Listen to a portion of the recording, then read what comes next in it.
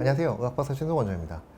보형물이라는 게 종류가 여러 가지가 있지만 기본적으로 많이 쓰는 거는 이제 실리콘이 들어간 보형물이죠. 식염수백도 있고 그렇긴 한데 실리콘은 사실은 터져도 몸에 이렇게 해를 끼치진 않아요.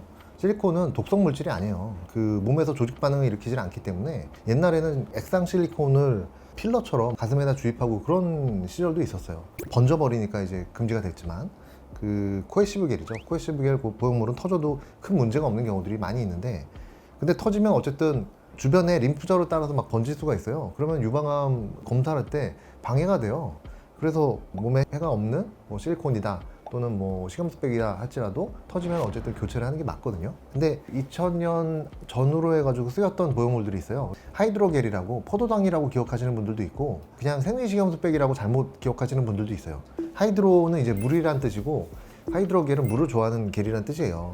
근데 그게 터져가지고 주변으로 번져서 오신 분이 있었어요. 하이드로겔 같은 경우는 금지가 됐던 건 여러 가지 이유가 있지만 잘 터진다는 이유도 있고 터져가지고 주변에 물을 잡아 당겨가지고 가슴이 오히려 커지게 되는, 파손되면 보통 가슴이 작아질 거라고 생각하잖아요. 근데 하이드로겔은 오히려 커진단 말이에요. 근데 어떤 때는 또 작아지는 경우도 있어요. 터졌는데. 그러니까 약간 양상이 다른 그런 식으로 나타나는데 이분 같은 경우는 이제 하이드로겔이 터져가지고 주변에 그 원래는 감싸는 피막이 있어요. 사람 몸은 보형물이 뭔가 들어오면은 피막이 만들어진단 말이에요. 무조건 만들어져요. 캡슐이 만들어지는 건데 이 캡슐을 뚫고 나간 거죠.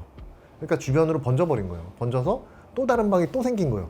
그런 경우도 있습니다. 특이한 케이스인데 저희 병원은 뭐 워낙 특이한 분들이 많이 오시니까 별의별 일들이 다 있는 거죠. 이분 같은 경우는 이제 하이드로겔을 넣으셨는데 하이드로겔이 피막을 뚫고서 몸 바깥으로 번져 나간 거예요. 뭐 이런 경우는 뭐 모양이 좀 이상하고 막 이렇게 돼 있기 때문에 뭐 다른 유방외과나 아니면 대학병원에서 보시고서 이게 뭐지? 이거 되게 유방암인가 싶어가지고 조직 검사하고 그런 경우도 꽤 있어요.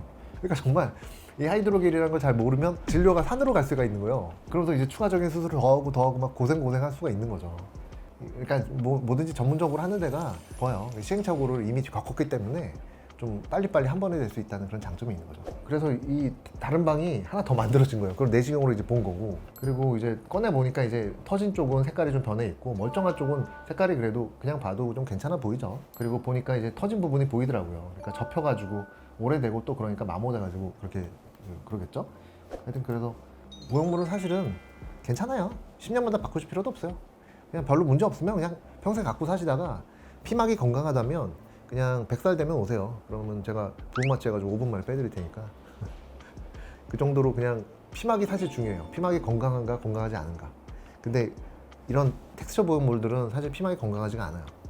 그러니까 보형물만 덜렁 빼는 게 안 돼요. 어느 정도는 제거한다거나 싹 다 제거한다거나 막 이런 일들을 하게 되는 거죠. 다음에 또 봬요.